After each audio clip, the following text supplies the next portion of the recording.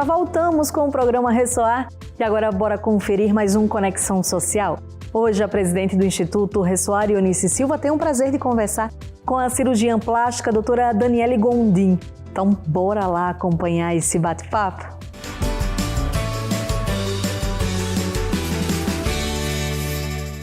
Olá, sejam muito bem-vindos a mais um Conexão Social, o nosso programa de boas notícias. E hoje nós vamos falar sobre autoestima e transformação consciente por meio da cirurgia plástica. E eu quero te fazer uma pergunta. Quem nunca se olhou no espelho e teve vontade de corrigir algo que te incomoda? Mas será que sempre é necessário passar pelo bisturi? Pois é. Apesar dos procedimentos serem muito eficazes, quando há indicação médica, nem sempre as cicatrizes da alma também se curam. Então é fundamental que essa decisão seja tomada de forma muito consciente. E para falar sobre esse tema tão delicado, convidamos a mestre e especialista em cirurgia plástica, doutora Daniele Gondim. Ela é formada pelo Instituto Ivo Pitangui e atua há mais de 13 anos na área, ou seja, é uma pessoa que tem muita experiência para nos falar sobre isso. Doutora, que alegria te receber, seja muito bem-vinda, viu? Prazer é todo meu, adoro o seu programa. Fico muito feliz em poder cumprir esse papel de educar um pouco a sociedade, né? Quando que a cirurgia pode, de fato, ser algo bom, algo positivo na vida das pessoas e quando pode virar uma frustração, quando pode ser algo danoso. Então isso é algo importante, que as pessoas que desejam, elas comecem pelo menos a pensar sobre isso. Sim, e quando eu disse você é tão preparada para falar sobre isso, porque é a primeira médica que eu vejo falando da cirurgia plástica, mas com muita humanização, sempre pensando no resultado que o paciente deseja, que ele espera e o que realmente ele vai ter, e pensando muito no ser humano antes mesmo de ser só a prática da cirurgia, né? A gente te acompanha há muito tempo e a doutora atua ali em Natal e veio especialmente para o nosso programa, a gente está muito honrada. E eu espero que você aí de casa que tem vontade, né, de fazer um procedimento como esse hoje, consiga aqui sanar as dúvidas e que tenha aí consciência para fazer, de repente, uma cirurgia, se isso é indicado, e ter o resultado que espera. Exatamente. Por isso eu queria que você começasse falando, doutora, sobre sua formação, porque a gente sabe também que você tem um histórico ao lado do professor Ivo Pitangui, né, que é super respeitado, não só no Brasil, mas no mundo, e isso te dá também muita capacidade, né, para nos ensinar aqui sobre esse tema. Então, minha formação como cirurgiã plástica foi na escola do professor Ivo Pitangui. Tive a oportunidade de conviver com o professor Ivo Pitangui, de ver conduzi-lo às consultas, e isso foi realmente muito marcante na minha formação, porque o professor Pitangui, ele sempre acreditou que muito mais importante que a técnica cirúrgica era entender o ser humano que busca o desejo de mudança.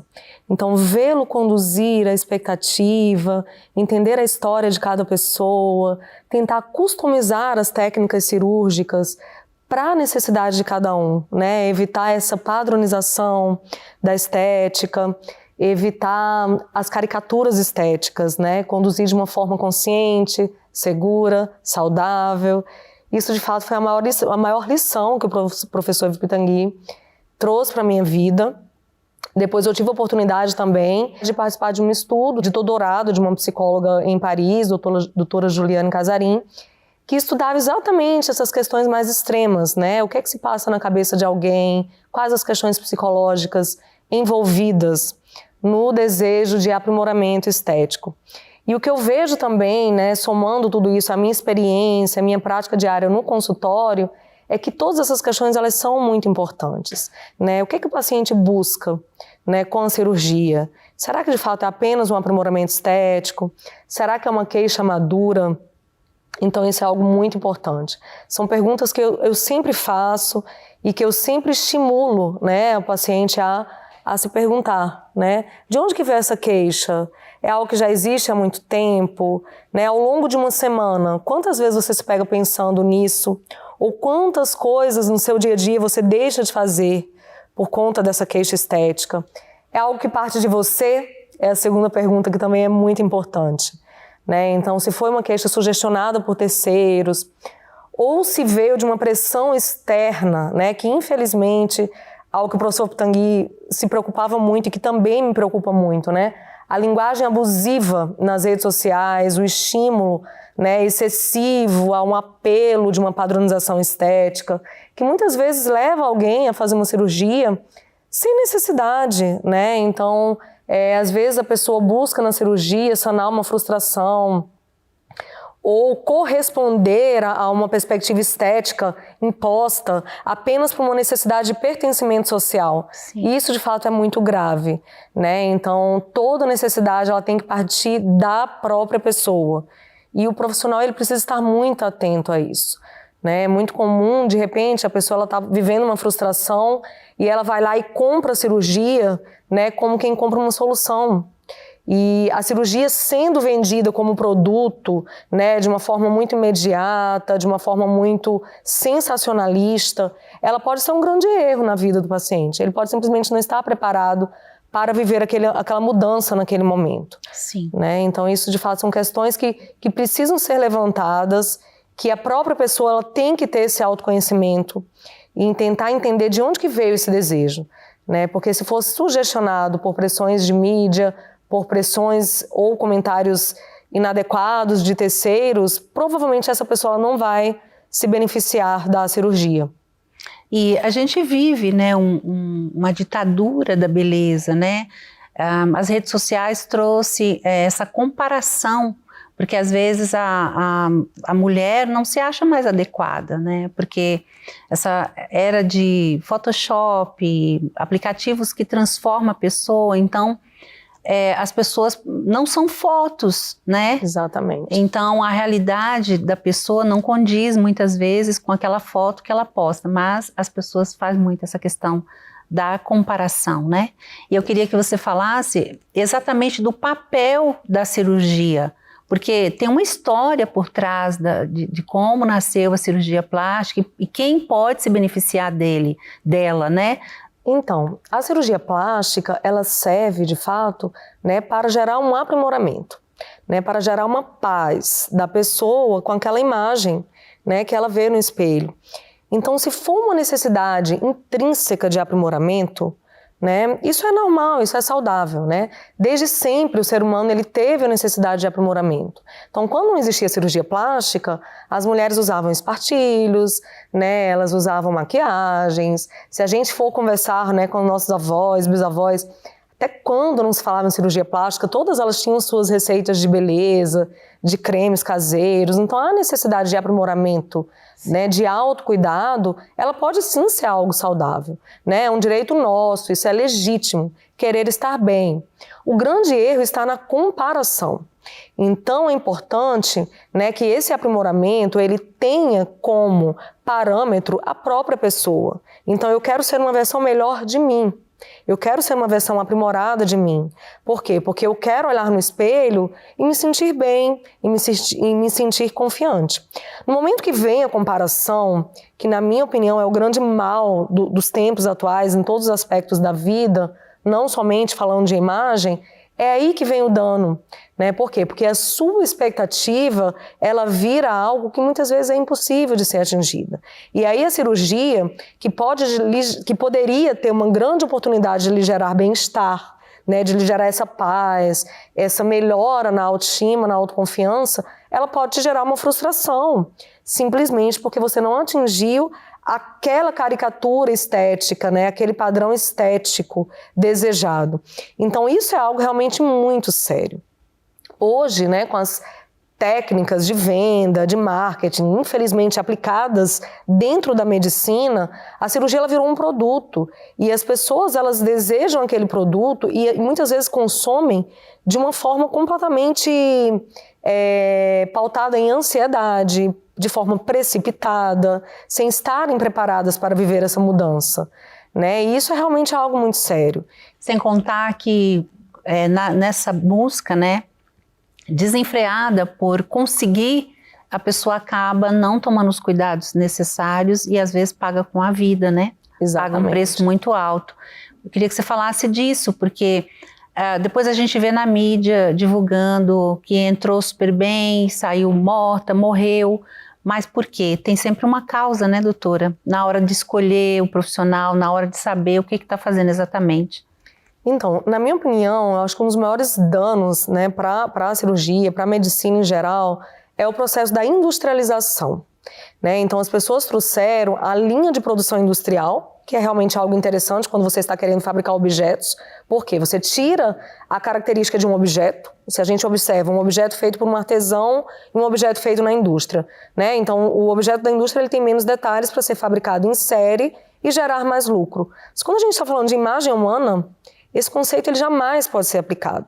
Então, essa industrialização faz com que pessoas tomem decisões precipitadas, com que elas vão para uma mesa de cirurgia de uma forma muito rápida, porque elas são conduzidas, né, e atuam na ansiedade.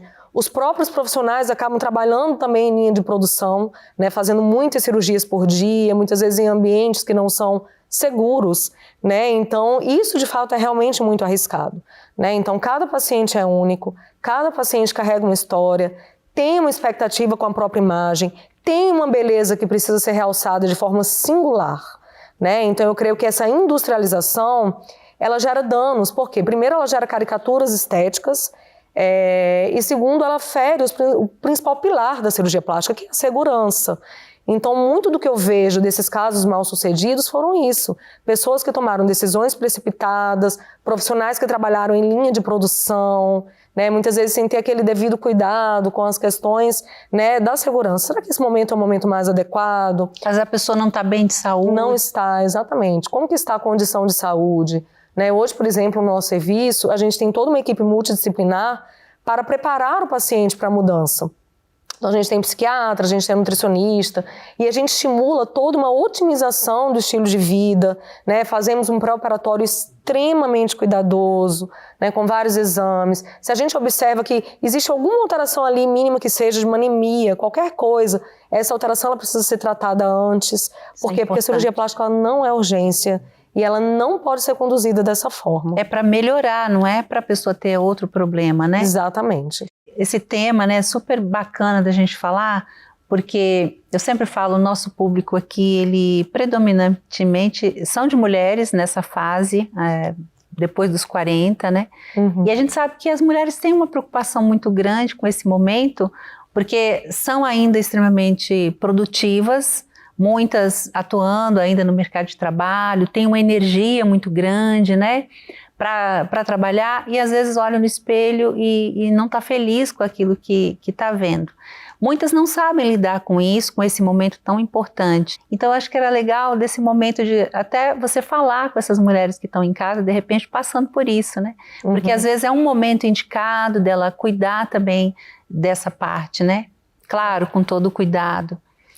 Exatamente. Então, o que a gente observa hoje, né? Hoje a gente vive com uma consciência maior, né, de saúde. A medicina evoluiu, o estilo de vida é algo que todo mundo sabe que precisa fazer atividade física, que pode ter uma alimentação saudável. Então, as mulheres estão chegando aos 50, aos 60 anos no auge da saúde física, né? Porém, muitas vezes, aquela disposição, né, ela está cheia de projetos, ela está com a vida social muito intensa, mas aquela disposição muitas vezes não é comunicada pela face. E essa incoerência que gera muitas vezes, né, o desejo de aprimoramento. Então, assim, como eu sempre falo para as minhas pacientes, eu acho que a gente não deve viver nenhum dos dois extremos, né? A gente não pode jogar todo o peso da nossa autoestima para a imagem. Por quê? Porque uma mulher de 50 anos é uma mulher que carrega, né, muitos atributos que a caracteriza, que aos 20 anos ela não carregava. Né? Então ela pode usar sim isso, né, de forma positiva para a beleza dela.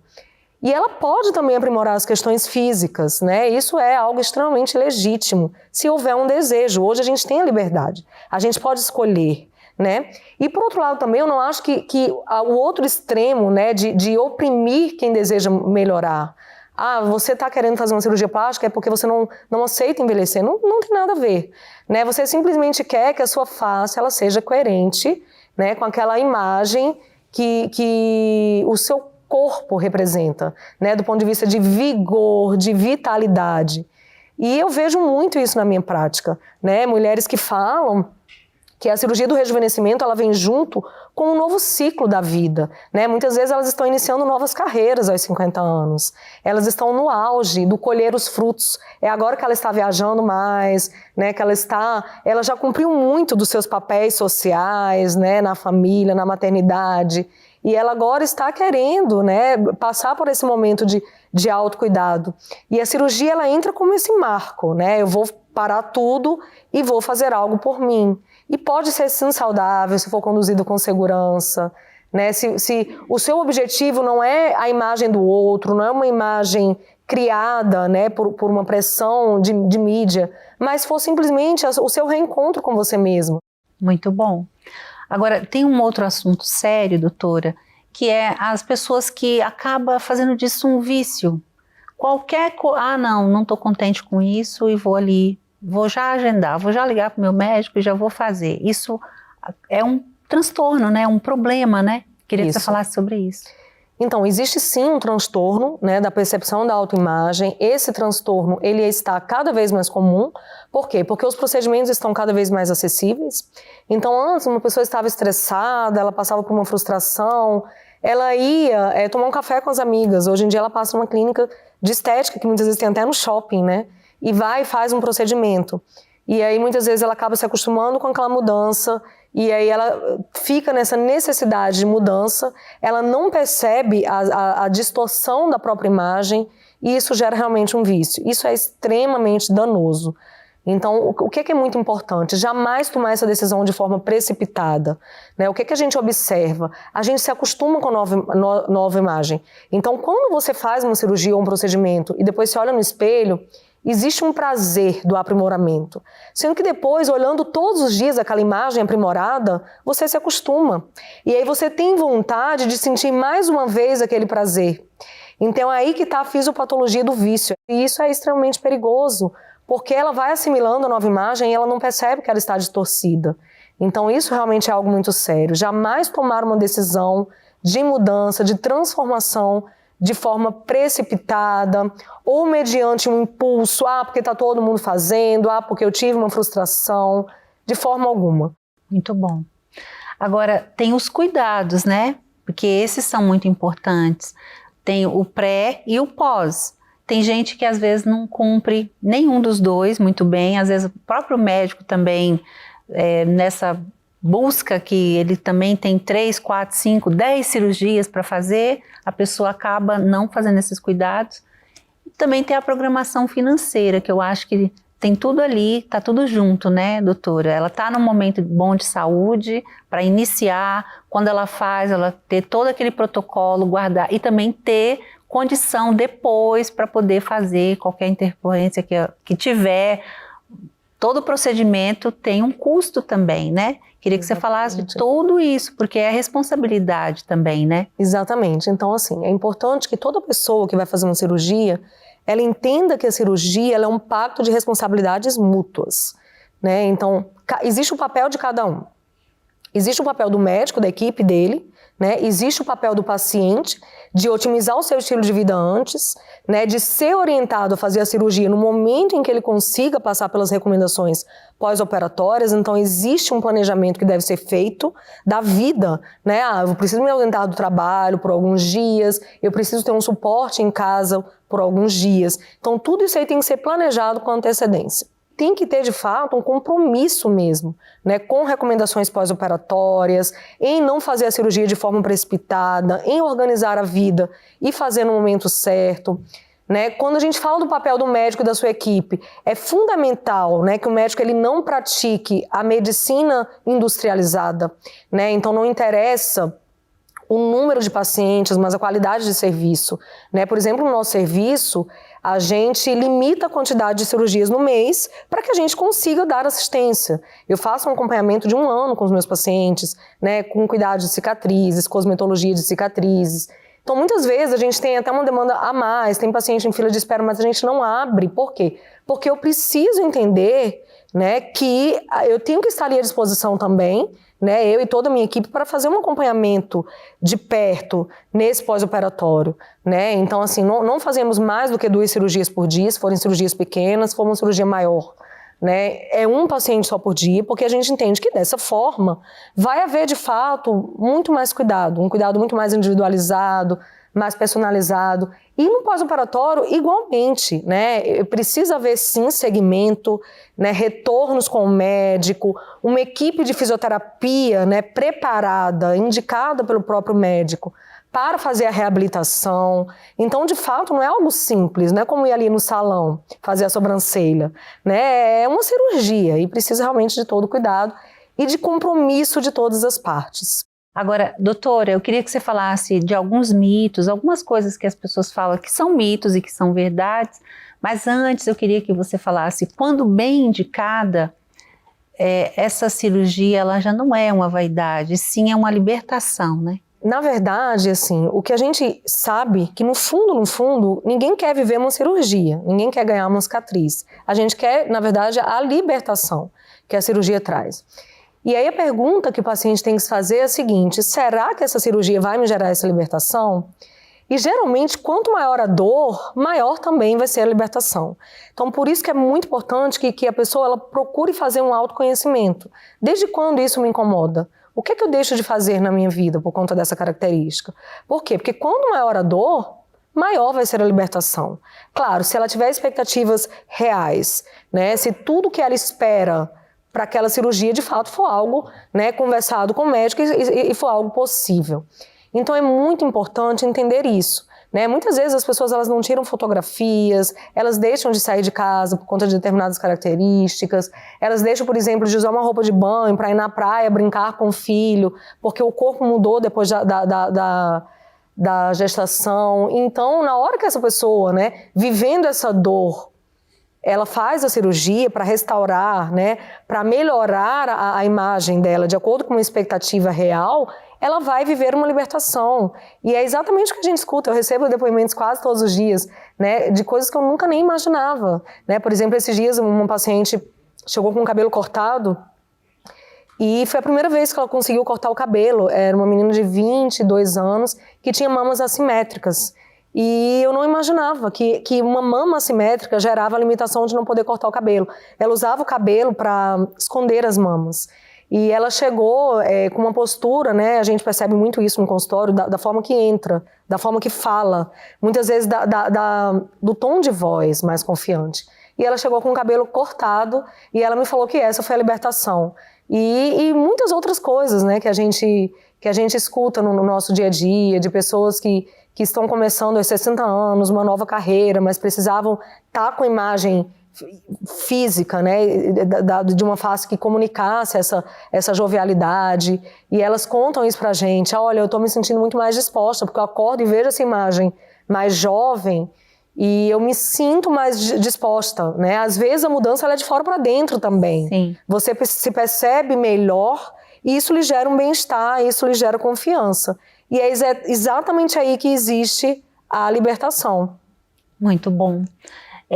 Doutora, assim, sobre o que não é verdade que as pessoas falam aí, não faça cirurgia plástica porque vai acontecer isso. Às vezes você vai mudar a sua característica, você não vai mais ser você. O que é, assim, uma coisa que não é verdade, que as pessoas põem muito medo, para quem quer fazer e precisa fazer, ter hoje essa segurança de procurar um bom profissional? Então, muitas pessoas acreditam, né, que existem formas de fazer cirurgia e não ter cicatrizes. Isso é um grande mito. Toda cirurgia deixa cicatrizes. Porém, é possível cuidar dessas cicatrizes e elas terem evoluções estéticas maravilhosas, né, ficarem imperceptíveis, e a troca, né, daquela característica física desejada pela cicatriz é uma troca realmente positiva para a vida da pessoa. Um outro mito muito grande, né, que algumas pessoas falam: se colocar silicone na mama, a mama não vai cair, né? Toda mama vai cair porque a gente vai envelhecer, porque existe gravidade. Então a gente sabe que o que mais implica, né, na duração de um resultado de cirurgia de mama é a questão da genética, da qualidade da pele, dos hábitos de vida, né, evitar grandes variações de peso, mas que não existe uma técnica milagrosa que você vai manter aquela característica para sempre. Um outro mito que é muito comum também, as pessoas associarem a cirurgia do rejuvenescimento, facelift, ao resultado mais artificial, quando na verdade é o contrário, né? Muitas vezes você já tem a queda dos tecidos, tentar, né, sanar aquela flacidez com preenchimento é o que vai te gerar a face preenchida, distorcida, volumosa, né? A cirurgia, ela acaba sim sendo uma alternativa, né, de apenas colocar os tecidos onde eles deveriam estar, né? Então, uma coisa que eu sempre faço muito, a minha principal inspiração na cirurgia do rejuvenescimento é a própria paciente mais jovem. Então, simplesmente o objetivo da cirurgia não é transformá-la numa caricatura estética, né, como a gente vê com muitas vezes excessos de harmonizações, procedimentos da moda, é muito pelo contrário, é exatamente restaurar, recuperar aquilo que sofreu com o tempo, né, e buscar de volta a própria imagem dela. Inclusive um paciente esses dias me falou que eu poderia chamar essa cirurgia de cirurgia do reencontro, porque ela se olha no espelho e ela se vê novamente. Que legal. Então, de fato, é muito possível com essa cirurgia, se feita por um profissional experiente, né, que tem uma percepção estética fina, de naturalidade, ter resultados extremamente naturais. Isso era um conceito que o professor Yves Pitangui sempre falava, né? Se alguém olhasse para o paciente dele de cirurgia de face e dissesse que ela fez uma cirurgia, é porque a cirurgia não ficou bem feita. Sim, verdade, doutora. Eu queria, doutora, que a gente encerrasse, então, com você deixando uma mensagem para as mulheres. A gente iniciou a nossa entrevista falando sobre a autoestima e a transformação com essa técnica, com essa ferramenta tão importante e que a gente considera um dom de Deus quando alguém tem, né, a sua habilidade para fazer, e que também você falasse com os pais que às vezes sem querer faz com que a criança já cresça com algum trauma, que ela não vai se sentir bem com o corpo dela, e às vezes isso é adquirido em casa, né? Exatamente, esse tema, Eunice, ele é extremamente pertinente, né? A autoestima, ela começa a ser construída na infância. E ouvir de um pai ou de alguém muito próximo, né, que alguma característica sua, física, não é bela, ou é diferente daquilo que os pais esperavam, muitas vezes pode soar naquela criança uma certa rejeição. E isso vai impactar em problemas de autoestima que ela vai carregar para o resto da vida. Isso eu aprendi muito no meu consultório, né? Muitas vezes a gente vê pessoas esteticamente belas, mas que carregam uma autodepreciação que vem de comentários que ela ouviu ainda na infância. Então, construir a autoestima do seu filho, isso é muito importante, né? Deixar claro para o seu filho que ninguém é esteticamente perfeito, que todas as pessoas elas vão ter características físicas que estão além da média ou abaixo da média, né? Mas que isso jamais pode estar associado a um julgamento de valor, né? Então você não é mais ou menos porque você tem uma determinada característica física. Isso é muito importante. Fazer com que a criança também ela entenda, né, o papel de ser diferente e ela banque bem ser diferente. Né, isso é muito importante. Por quê? Porque quando chega na adolescência, que é aquela fase que a gente tem muita necessidade de pertencimento social, aquela criança, né, que muitas vezes ouviu que não tem, você não tem, eu já ouvi isso no consultório, não tem o nariz da família, né, você veio diferente. Você é muito gordinha, assim, minha filha, você não casa. Coisas que machucam. Muitas vezes os pais falam brincando, mas que geram um problema sério. E aí aquela pessoa ela vai ser muito mais vulnerável, porque para ter o pertencimento social, ela pode cair num relacionamento abusivo, ela pode fazer um procedimento estético de forma precipitada, ela pode ter um problema sério de autoestima que vai implicar, né, em questões muito mais sérias na sua vida social. Então isso é algo realmente muito importante.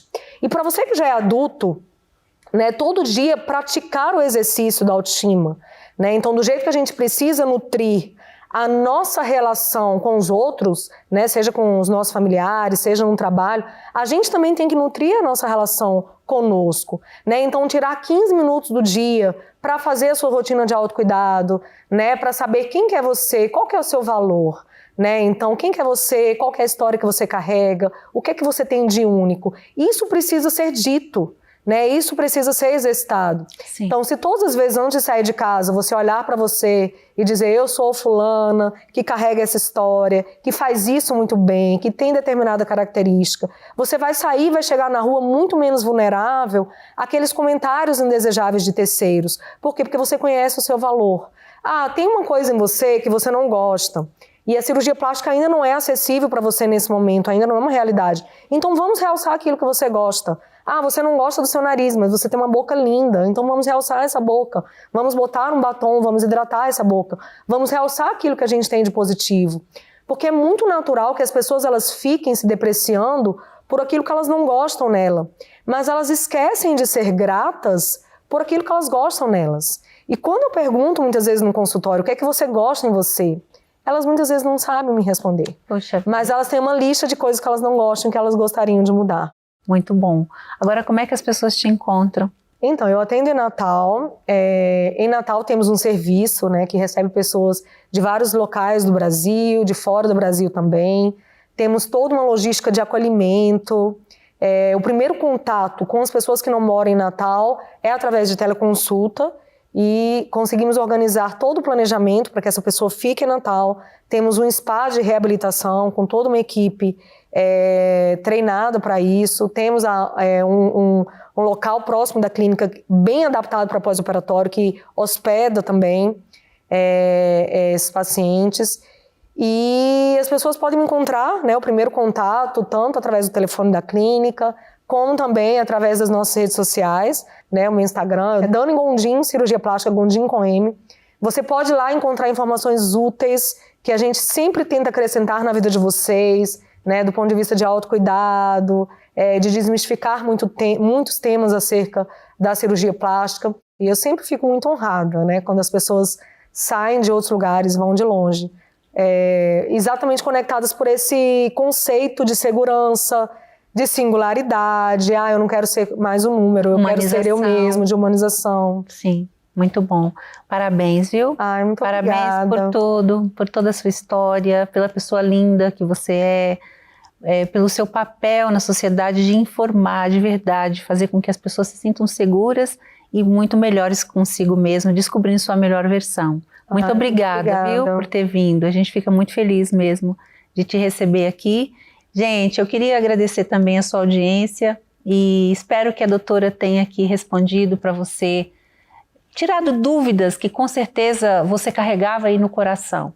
E para vocês, queridas mulheres que nos assistem aqui, tudo isso que a doutora falou é tão importante, então se amem, faça sim uma cirurgia se isso vai te deixar melhor e se você quer fazer, mas antes mesmo da cirurgia acontecer, olhe mais para você, se ame mais. Faça esse autocuidado que a gente aprendeu aqui, com certeza isso vai transformar a sua vida. A gente te agradece a sua audiência e nos vemos no próximo domingo. Siga a doutora, siga o Ressoar, me siga também. Um grande abraço e até o próximo domingo.